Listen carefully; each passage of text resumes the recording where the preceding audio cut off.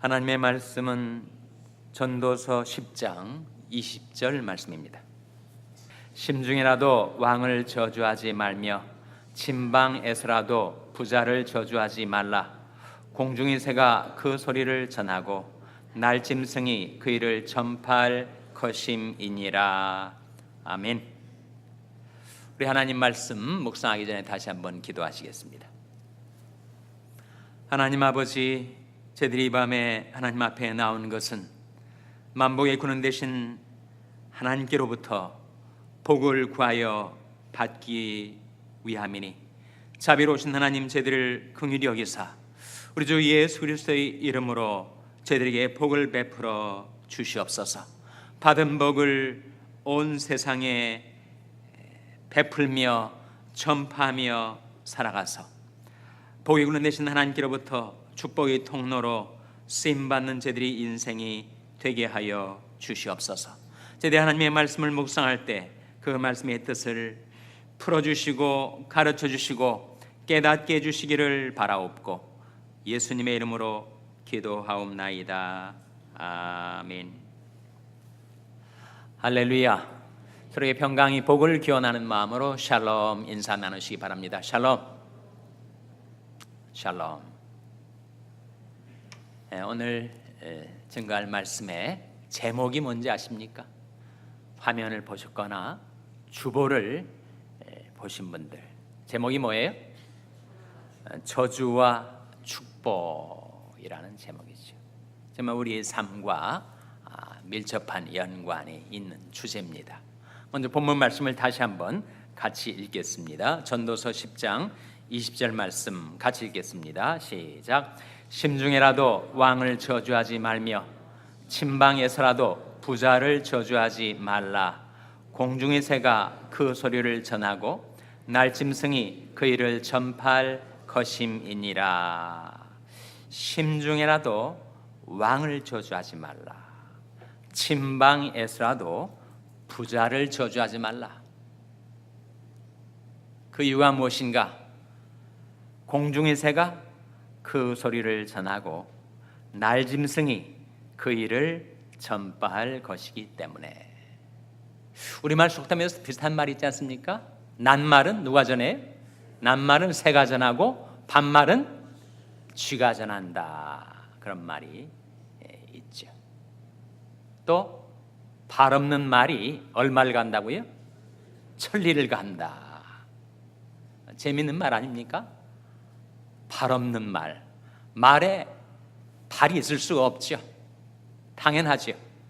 그런데 발이 없는 그 말이 천리를 간다 하는 거예요. 자기가 가는 침실에서 속삭였던 그 말이 온 세상에 퍼지게 되고, 어둠 속에서 누가 들었으랴 싶은 말을 그 쥐가 전했는지 동네 사람들이 다 알게 되니,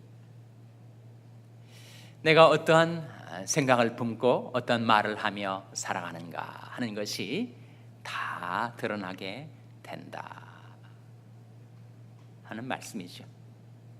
내가 누군가를 미워하고 증오하고 저주하는 그런 마음, 그런 생각을 품고 그런 말을 속삭였다가는 그 결과가 내게로 돌아오게 된다. 오늘 본 말씀에서는 왕을 저주하지 말라, 부자를 저주하지 말라. 아니, 왕을 저주했다가 그 왕의 권세로 내게 어떤 복수를 해올지 알 수 없으니 두려운 일 아니에요? 부자를 저주했다가 부자가 그것을 전해 듣고 나를 지목하여 그 재력으로 내게 고통을 주고 손해를 끼친다면 내가 어떻게 감당할 수가 있겠는가? 저주하지 말아야 할 대상, 그것은 권세 많은 왕이나 재물 많은 부자에 한정되겠는가? 왕과 부자만을 저주하지 말라고 말씀하지 않고 성경은 뭐라고 또 말씀합니까? 가난한 자, 힘 있는 자, 힘 없는 자를 저주했다가는 큰 코 다친다. 가난한 자를 조롱하는 자는 그 가난한 자를 지으신 주를 멸시하는 것과 같다고 했습니다. 사람이 사고를 당하거나 또 불행한 일을 당했을 때 그걸 고소화하고 마음속으로 즐기면서 야, 쌤통이다 이렇게 기뻐했다가는 그 사람은 형벌을 면치 못한다. 그런 말씀이 잠언 17장 5절에 나옵니다. 한번 찾아보시기 바랍니다. 잠언 17장 5절에 보시면 우리가 저주하지 말아야 할 사람이 왕이나 부자뿐만 아니라 가난한 자, 힘 없는 자도 결코 저주해서는 안 된다. 그런 말씀이 나옵니다. 구약성경 929면 잠언 17장 5절 말씀 우리 찾아서 같이 읽겠습니다. 잠언 17장 5절 말씀 같이 읽겠습니다. 시작. 가난한 자를 조롱하는 자는 이를 지으신 주를 멸시하는 자요, 사람의 재앙을 기뻐하는 자는 형벌을 면치 못할 자니라. 가난한 자, 왕과 부자는 말할 것도 없고 가난하고 힘 없어서 사람들이 무시하기 쉽고 조롱하기 쉬운 사람이라 할지라도 그 가난한 자를 조롱하면 어떻게 되는가? 그것은 마치 무엇과 같다고요? 창조주 하나님을 멸시하는 것과 같다. 하나님께서 그 가난한 사람 곁에 서 계신 거예요. 그 사람이 배후, 그 사람이 뒤를 봐주고 계신데 함부로 가난하다고 힘이 없다고 그 사람을 조롱했다가는 그 뒤에 서 계신 하나님을 멸시하는 것과 같다. 사람이 하나님을 멸시하면 어떻게 되죠? 사무엘상 2장에 나온 말씀 아닙니까? 나를 존중히 여긴 자를 내가 존중히 여기고 나를 멸시하는 자를 내가 경멸히 여기리라. 하나님께로부터 경멸히 여김을 받고 싶지 않다면 우리는 가난한 자를 조롱할 수가 없습니다. 그래서 하나님의 형상대로 지음받은 사람을 저주하거나 그가 재앙을 당했을 때 고소하다, 좋다, 기분 좋다, 그것을 즐거워하고 기뻐했다가는 그는 형벌을 받게 된다 하는 말씀이지. 생각도 힘이 있고 말도 힘이 있어서 남을 저주하는 생각, 남을 저주하는 말, 그것은 다시 부메랑처럼 돌아와 나를 치게 된다는 거예요.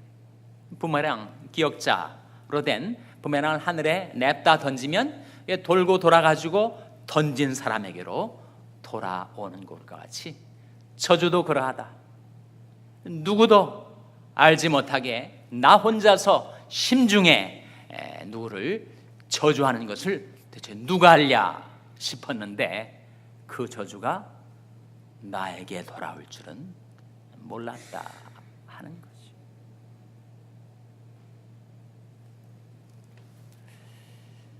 만일 누군가가 혹시 나를 저주하지 않겠는가, 그 사람이 나한테 악심을 품고 나를 저주해가지고 그 저주의 힘 때문에 내 인생이 재앙을 당하고 앙화를 입게 되지 않을까, 그런 두려움을 가신 적 있습니까? 혹시라도 저 인간이 나를 미워하고 증오해서 속으로 나를 저주했는데 그 저주가 내게로 덮쳐오면 어떻게 될까 두려워하신 적이 있어요? 결코 걱정할 일이 아니라는 거예요. 까닭 없는 저주는 이르지 아니하느니라. 까닭 없는 저주, 근거 없는 저주, 이유 없는 저주, 그 저주는 참새에 떠도는 것과 같이 제비 날아가는 것 같이 이르지 아니한다. 그런 말씀을 좀 한번 찾아봐야 되지 않겠습니까? 잠언 26장 2절을 보시기 바랍니다. 잠언 26장 2절. 구약성경 940면 잠언 26장 2절 말씀 찾아서 한번 같이 읽겠습니다. 잠언 26장 2절 말씀 같이 읽겠습니다. 시작. 까닭없는 저주는 참새에 떠도는 것과 제비 날아가는 것 같이 이르지 아니하느니라. 까닭없는 저주가 어떻게 되는가? 중간에 있는 비유는 괄호에 넣으시면 그 요점만 추리면 뭐가 돼요? 까닭없는 저주는 이르지 아니하느니라. 마치 무엇과 같은가? 참새에 떠드는 것 같이, 제비에 날아가는 것 같이 누가 이유 없이 근거 없이 나를 저주한다고 내가 하등 두려움을 갖지 않고 평안히 살아갈 수 있는 이유는 까닭없는 저주는 이르지 않기 때문에. 이 세상을 다스리시는 공의로우신 하나님의 통치 가운데서 까닭없는 저주로 내가 상하지 않도록 하나님이 나를 지켜주신다 하는 말씀이지. 그래서 남이 내게 할지 모르겠다 싶은 그 저주로 인해서 두려워하거나 걱정할 필요가 전혀 없다 하는 말씀이죠. 우리가 걱정할 것이 있다면, 우리가 두려워할 것이 있다면 혹이라도 내 마음속에 남을 미워해서 남을 저주하는 마음, 그런 생각, 그런 말을 내가 하게나 되지 않을까, 그건 두려워하셔야 됩니다. 그 사람이 전혀 나의 저주를 받을 까닭이 없을 때 그 저주는 부메랑처럼 돌고 돌아서 다시 내게로 돌아와 나를 칠 수가 있기 때문에.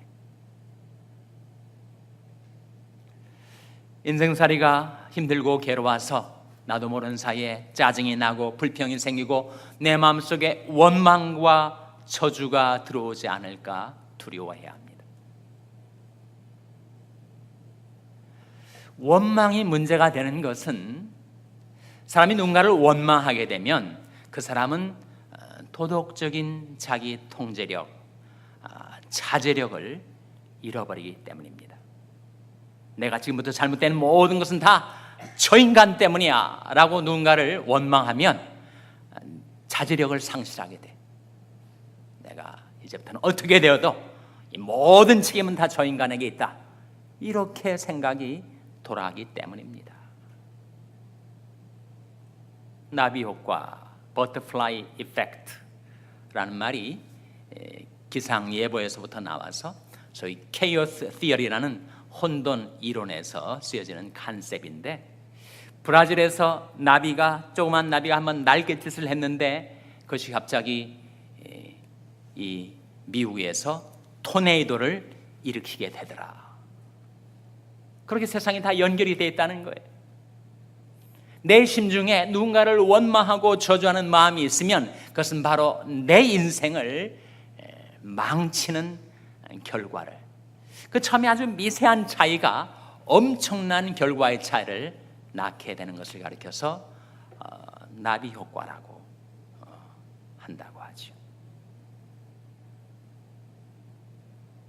그래서 내가 누군가를 향해서 당신 때문이야 라고 할 때 그 한 손가락은 그 인간을 향하고 있겠지만 나머지 세 손가락은 어딜 향해요? 나를 향한다는 거예요. 네가 저 인간보다 3배나 더 잘못이다, 책임이다. 그런데 나머지 한 손가락은 어딜 향합니까? 나머지 한 손가락은 위를 향해요. 누군가를 원망할 때, 핑거 포인팅을 할 때 그 엄지손가락은 위를 향합니다. 그 위가 누구를 향하는 거예요? 하나님을 원망하는 거죠. 사람이 미련함으로 자기 일을 굽게 하고 마음으로 여호와를 원망하느니라. 잠언 19장 3절 한번 찾아보시기 바랍니다. 잠언 19장 3절 말씀. 잠언 19장 3절은 구약성경 931면입니다. 잠언 19장 3절 말씀. 구약성경 931면 잠언 19장 3절 말씀 같이 읽겠습니다. 시작. 사람이 미련함으로 자기 길을 굽게 하고 마음으로 여호와를 원망하느니라. 사람이 자기가 미련하게 행해서 자기 인생을 망치고 자기 인생길을 굽게 해놓고서는 마음으로 다른 사람을 원망한다는 거예요. 자기 와이프를 원망하고 자기 남편을 원망하고 내가 저 인간을 만나서 내 인생이 이렇게 오그라졌지 이렇게 원망하고 남을 원망한다는 거예요. 근데 남을 원망하는 것은 궁극적으로 그 사람을 지으신 주를 원망하는 거다. 하나님을 원망하는 거다. 그래서 당신 때문이야 라고 할 때 그럼 앞으로는 그렇게 손가락을 펴지 마시고 엄지손가락을 특별히 조심하셔서 그 다섯 손가락이 전부 그 인간을 향하도록 이렇게 펴시기 바랍니다. 누군가를 원망하면 사람이 책임감을 잃어버리게 돼요. 책임감이 없는 인간처럼 그 인생에 가망이 없는 인간은 없습니다. 일이 잘 되든 못 되든 거기에 대해서 책임감을 느낄 수 없는 인간. 그래서 온통 남에게 그 탓을 돌리는 사람은 정말 희망이 없는 인간이에요. 사람이 미련함으로 자기 일을 굽게 해놓고서는 도리어 하나님을 원망하는 어리석음에 이르지 말라 하시는 말씀이죠. 원망이나 저주, 그것은 결코 우리 인간이 행해야 할 일이 아님에 분명합니다. 정말 우리는 이 세상에 하나님의 축복의 통로로 세움을 입은 자들입니다. 하나님의 만복의 근원, 축복의 근원이 되시죠. 그리고 우리를 이 세상에 축복의 통로로 쓰시려고 우리를 불러내신 겁니다. 그리고 우리를 쓰시려고 하시는 것입니다. 그래서 장수하여 복받기를 원하는 사람, 저도 그것을 원하는데 생명을 사모하고 장수하여 복받기를 원하는 사람이 누구냐? 내 혀를 악에서 금하며 내 입술을 괴산 말에서 금할지어다. 악을 버리고 선을 행하며 화평을 찾아 따를지어다.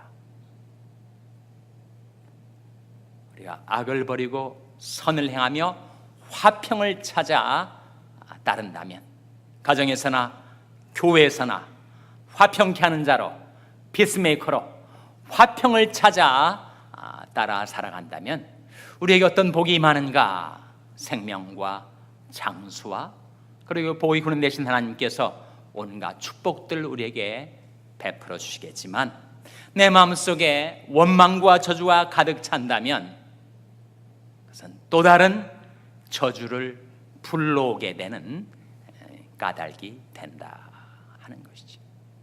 그래서 베드로전서 3장 8절 9절 말씀을 우리 한번 다 같이 찾아보시기 바랍니다. 거기 하나님께서 우리를 부르신 목적이 나타나 있습니다. 베드로전서 3장 8절 9절 말씀 찾아서 같이 읽겠습니다.